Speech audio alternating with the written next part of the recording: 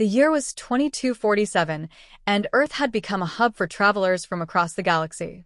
Marcus Chun, a weather cargo ship captain in his early 30s, lived alone in a modest apartment in New Seattle. His dark hair was always slightly messy, and decades of space travel had left him lean and cautious. After his wife died 3 years ago, he kept himself, maintaining only the bare minimum of human interaction. That's when the Interstellar Service Program assigned Laria to his household. She arrived on a rainy October evening, her lavender skin glowing softly under the hallway lights. Laria was young by Valerian standards, likely equivalent to a human in her mid-20s. Her long blonde hair fell over her shoulders, framing bright eyes that held a strange mix of curiosity and calculation. She wore the standard white uniform of domestic aides, neat and formal. "I am Laria of Valor Prime," she said in flawless English, though her accent carried the musical lilt of her native tongue. "I've been assigned as your household assistant for the next rotation cycle."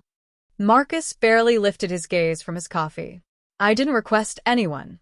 The Wellness Bureau determined you meet the criteria for mandatory companionship services. Extended solitude is not ideal for human mental health," she replied. He wanted to argue, but bureaucracy was bureaucracy, whether on Earth or across the stars.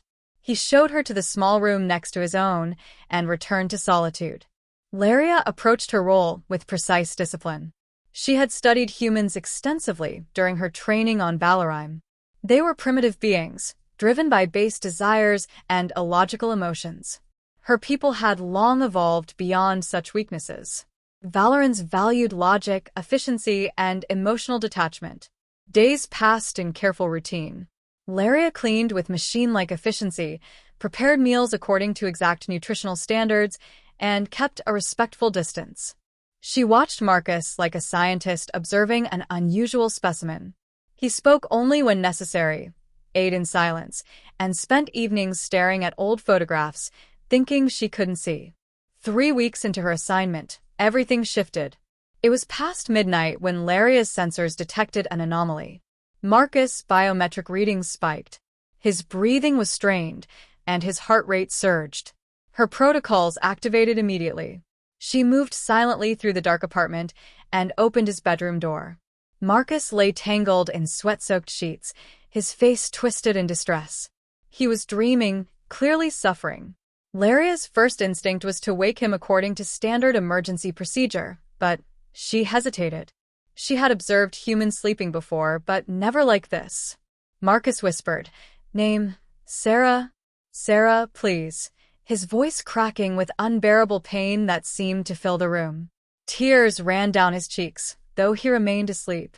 Laria felt something unfamiliar stir in her chest, a strange warmth her people had long trained out of themselves generations ago. She had studied human grief in her textbooks, observed the physiological reactions, but nothing prepared her for this. Even having watched recorded examples, witnessing it live, unguarded and raw, was entirely different.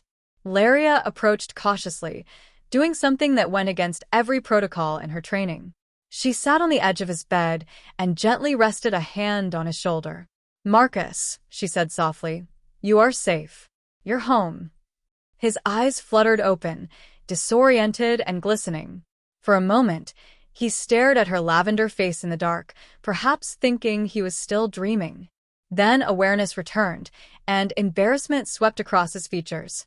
"I'm sorry," he muttered roughly, turning away. "You should go." But Laria didn't move. "I heard you call for Sarah." Marcus froze. When he finally spoke, his voice was hollow. "My wife, she died in a transport accident 3 years ago. I was supposed to be on that shuttle. She took my shift because I had been working double rotations. She wanted me to rest." The words lingered between them. Laria's training told her to offer standard condolences and retreat to her quarters. Instead, she asked, "Do you dream of her often?" "Every night," Marcus admitted. "Sometimes good dreams, memories from when we were young, but mostly I'm trying to reach her, and I can't. I never can." Something fundamental shifted in Laria then. This wasn't a mere biological response to loss. She had studied this. This was love that outlasted death, guilt that etched itself into his soul, and loneliness so deep it had almost consumed him.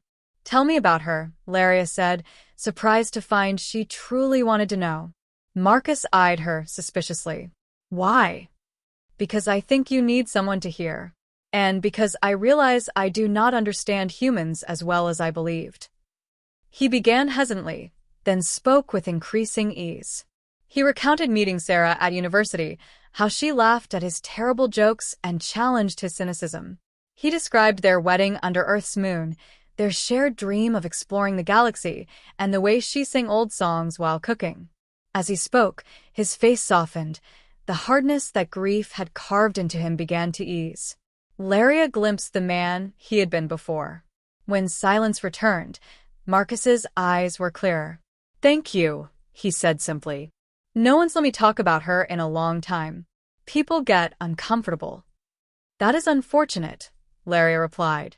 "She sounds remarkable." In the following weeks, something unexpected blossomed between them. Laria lingered during meals, asked Marcus about his life, and actually listened. She discovered he loved old 20th century films, had once wanted to teach before choosing space transport, and felt most at peace watching Earth's sunrise over the ocean. Marcus, in turn, grew curious about Laria's world. She described Valor Prime's crystal cities, the 3 moons that lit their purple skies, and the annual day of remembrance honoring ancestors. She spoke of her younger sister, who dreamed of being an artist despite their society valuing practicality. "We eliminated emotional attachment centuries ago," Laria explained one evening as they watched an old favorite movie. "My people believed feelings made us weak, prone to poor choices and suffering. But lately, I wonder what we lost along with the pain." Marcus met her gaze with understanding. "You lost good things too. Joy, connection, love. They're worth the hurt that sometimes comes with them." Laria realized he was right. Her people had created a safe but sterile existence. Watching Marcus heal, seeing him smile at memories rather than drown in them, she understood what it meant to be truly alive. One morning, Marcus found Laria crying in the kitchen. Valorans did not cry, but tears streaked down her lavender cheeks as she stared at a broken cup. "I am defective," she whispered. "I feel too much. I'm becoming like you." Marcus gently took the broken pieces from her hands. "You're not defective. You're becoming whole." In that moment, they both understood that love takes many forms. The bond they had built was real and meaningful, even if it didn't fit traditional definitions. Laria had taught Marcus to live again.